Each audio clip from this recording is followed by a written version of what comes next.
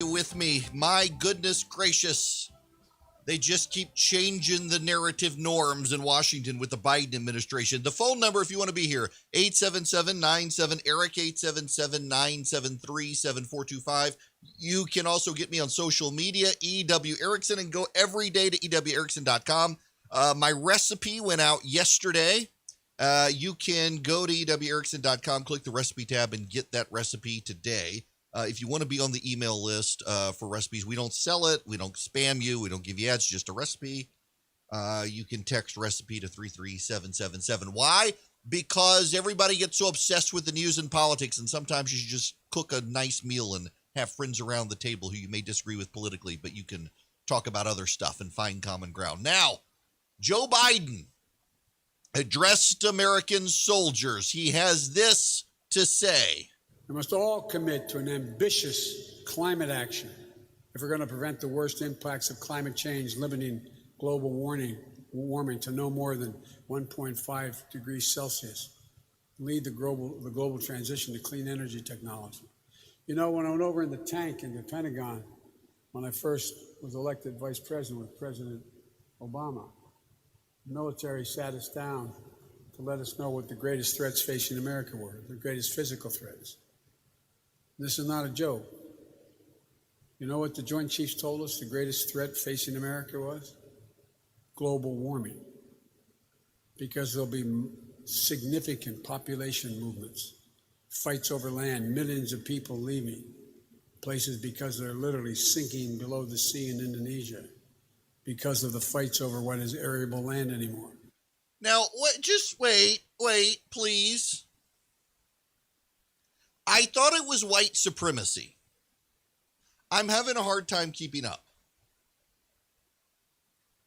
Last week, or the week before now, it all runs together, the Biden administration informed us all that the greatest threat is white supremacy, that the white supremacy is the greatest threat we have to deal with. And this week, the greatest threat we have to deal with is climate change, global warming. Is it global warming or climate change? Because he said global warming. Joe Biden told the American soldiers it was global warming, but I thought it was climate change now. Which is it? Which is it? Alexandria Ocasio-Cortez, of course, yesterday said that it was climate change was to cause the immigration crisis. So is it climate change? Is it white supremacy? You will notice that the subtle shift to climate change invading the Democratic talking points. It's not just a military threat. It's also why they can't get a bipartisan deal on infrastructure. Now, I don't know if y'all have seen this, but there's a growing body of Democrats in Congress saying that the reason we can't get an infrastructure deal with Republicans is Republicans aren't willing to embrace climate change as a problem and disrupt, upend, and turn upside down the American economic processes and American global supply chain to deal with climate change. They do keep moving the goalposts. Now, you can think that climate change and global warming is a major problem. You can. You're allowed to. And we should acknowledge, to some extent, Joe Biden is correct. There are countries that are deeply worried about rising sea levels and what's going to happen to those countries, what's going to happen to some of the smaller islands on Indonesia. We should note, however, that Indonesia is a massive island chain and they have plenty of available land for people in Indonesia. But what about the Maldives, places like that really are concerned? What about the Bahamas, things like that? Listen, these are real concerns global leaders have, whether you think they're real or not. They are real concerns for global leaders. And so, yes, you can see what happens to the refugees of these island nations as they get swamped by rising sea levels, if that actually happens. So I understand that. But is it come on now, really? The greatest threat the American military is going to have to face is climate change? Really? What about China?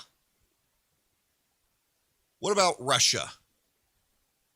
You know, more and more American companies are getting hacked by either the Russians or the Chinese. They presume it's the Russians. You had Colonial Pipeline. You've now got power grid operators starting to say that they may not be prepared for a hack financial institutions in the country perhaps are not prepared for an attack. It could come online and shut down the power grid, shut down hospitals. We've already seen them try to poison water supply, some hacker somewhere trying to poison a water supply in Florida, and they get in the dumbest ways. These aren't sophisticated attacks.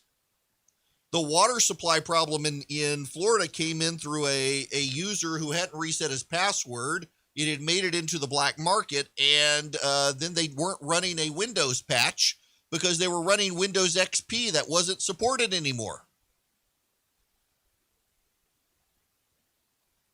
Yo, there are all sorts of problems in the world. I'm not sure climate change is the biggest. Now, they're mischaracterizing Louis Gohmert. I need to defend Louis Gohmert. Louis Gohmert, congressman from Texas. I had to go back and watch the clip because a lot of people were blasting him. It was on social media, and a buddy of mine said, no. Go watch the whole thing, not just the clip. I want to play you what's being circulated out there. And I understand from what's been testified to the Forest Service and the BLM, you want very much to work on the issue of climate change. By the way, let me pause here. He's not talking about Black Lives Matter, and some people thought he was. He's talking about the Bureau of Land Management. Informed by the immediate past director of NASA that they have found that the moon's orbit is changing slightly, and so is the Earth's orbit around the sun. We know there's been significant solar flare activity. And so is there anything that the National Forest Service or BLM can do to change the course of the moon's orbit or the Earth's orbit around the sun? Obviously, that would have profound effects on our climate. I would have to follow up with you on that one, Mr. Gohmert. Yeah. Well, if you figure out a way that you in the Forest Service can make that change, I'd like to know. You hear his tone of voice here. He's being totally mischaracterized by people on the left. Louis Gohmert is emphasizing that we're dealing with a natural phenomenon. You can disagree with Louis Gohmert, but don't mischaracterize Louis Gohmert.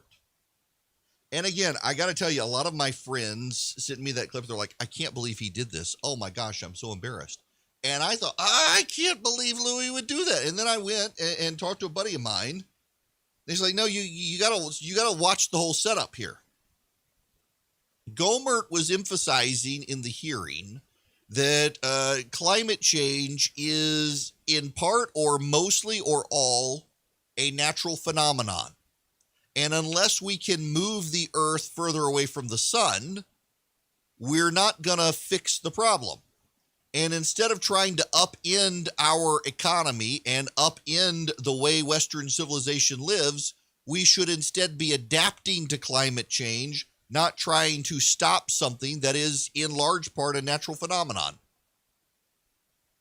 Now, what the left is doing here is they're trying to make Louis Gohmert look like a crank and try to make him look out to lunch, so they discredit the underlying point because they don't actually want to deal with Louis Gohmert's underlying point. Louis Gohmert's underlying point being you can't, if this is natural, you can't stop it. I got to tell you, I have come around on the issue of climate change to the degree that I do think there is climate change. The climate changes all the time. There's spring, there's fall, there's winter, there's summer. There are hot seasons, there are cool seasons, there are droughts, there is too much rain. The climate always changes. I do think that when you have however many billions of people on the planet, that yes, it can impact the climate, but I also think that the scientists overstate or understate the level of natural phenomenon, because if they can't stop the natural phenomenon, let's focus on the people problem and get money from governments.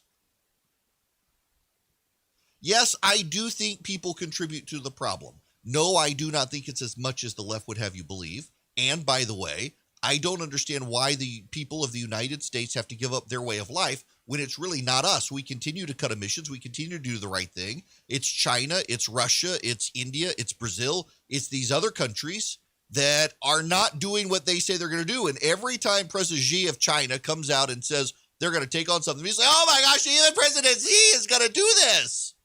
But they never actually do. The Chinese say a lot of things that give thigh sweats to the American press corps, but China never follows through on this stuff. They know how to play the American media.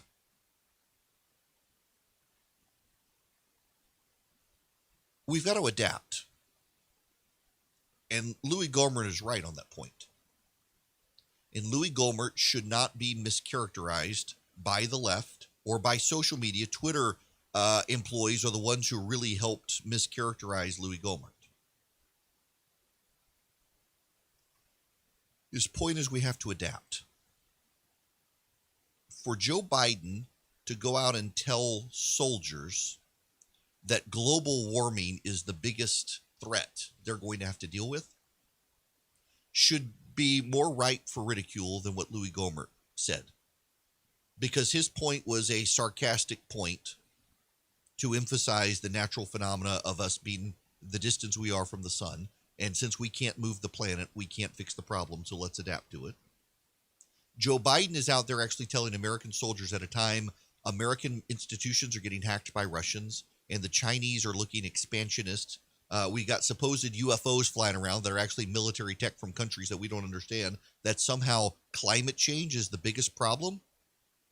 This White House is out to lunch. This White House is going to put us further behind. This White House is asleep at the switch. If they really believe that soldiers are going to have to fight climate change, or they're going to have to deal with people packing up and leaving and moving to other places because of climate change, we got problems. We got problems. Last week it was white supremacy. This week it's climate change. What'll it be next week?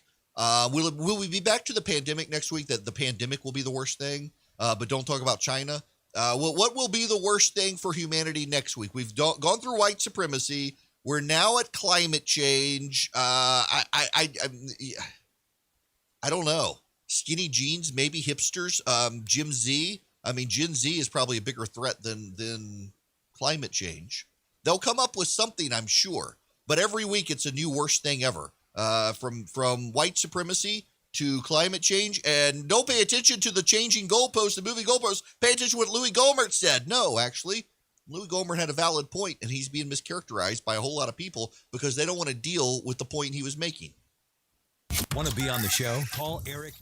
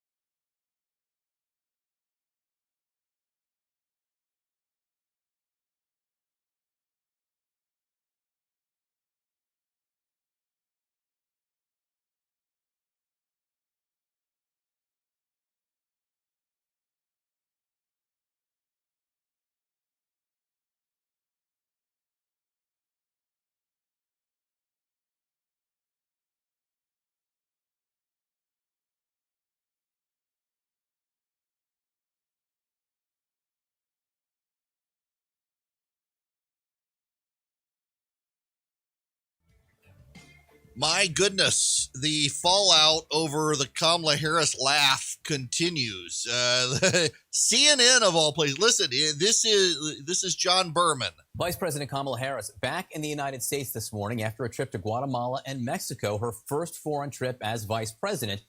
This morning, we're told that some of what she said on the trip, her answers to questions, maybe even obvious questions, those answers have White House insiders perplexed.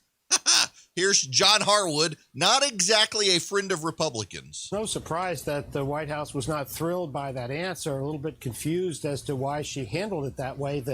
The obvious discomfort with Lester's question, the nervous laughter there, it's hard to understand because this is a question that the administration's been dealing with for months as she's been tasked with the diplomatic assignment with Guatemala and Mexico and other countries in the Northern Triangle rather than dealing with the border. Notice John Harwood trying to do damage control for Kamala Harris. Trying to do damage control. No surprise that the White House was not thrilled by that answer, a little bit confused as to why she handled it that way.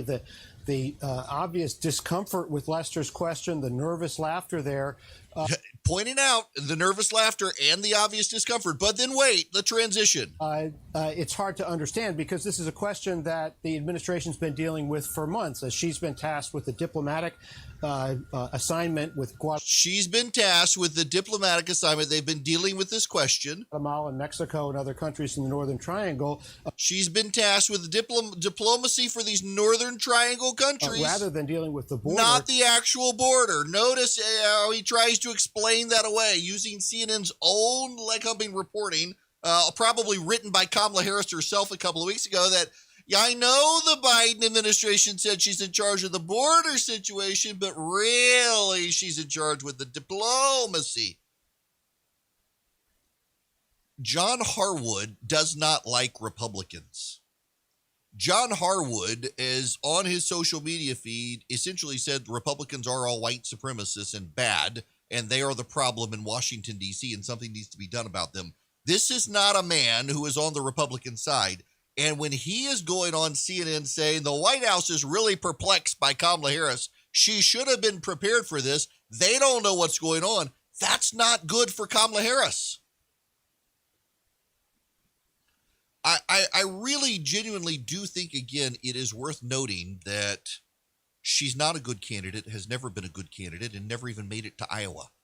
I mean, she was out before the Iowa caucuses began. She was the first candidate to drop out. Meanwhile, the problem at the border continues. This again, Democrat Representative Henry Cuellar from South Texas. Look, bottom line is this. I want you to think about this. Bottom line is this. If you had a chance of coming in and paid some money, you would take that chance.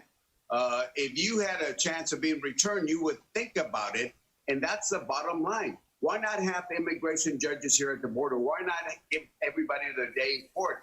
Look, everybody talks about people coming in, but if you have 100 people, most immigration judges are going to deny 88% of them and only 12%. So why are we letting 100% of the people in when only 12% should be getting a bienvenidos into the United States or whatever language? Because as you know, there's over 150 countries that are represented by people coming in, and there's an increase of people from Cuba, Venezuela, Haiti, and Africa, and other places, because you're realizing that at the southern part of the United States, whether it's land or sea, as your story gave a few minutes ago, all they have to do is bring a child, and they're going to be released into the United States. What a deal for them. What a deal for them. You know, the Guatemalan president said it was Joe Biden's reunion of families talk that caused the flood of people to the border. Y'all, I mean, they can't help themselves at this point. And they're in total denial. They decided Orange Man bad. We must undo everything Donald Trump did. We must get rid of all of Donald Trump's policy positions. And so they came in on day one. Remember, he used the executive order pin, not the veto pin, the executive order pin, and signed a bajillion executive orders to undo everything Donald Trump had done that he could do, including all the stuff at the border. And then all those people are like, aha, he really didn't mean it. Let's go. And they packed their bags and they headed north. Now, here's the thing. A great many people warned that this very scenario would happen. A large number of people said this is what will happen if the Biden administration undoes what Donald Trump did. No, it won't. No. How can you say that? Well, guess what? Everybody warned it, and it happened. It was the logical consequence. It really was the logical consequence. And now we've got a border crisis, and the administration can't even admit it. And they've got their friends in the media, like the Associated Press and Politico, out there saying, no, it's not a crisis. No, it's not a crisis. It's a crisis. We got a crisis at the border. They are overwhelmed, and it's mostly minors without parents coming up to the border. They got to do something, and yet Kamala Harris can't even answer basic questions about when's she going.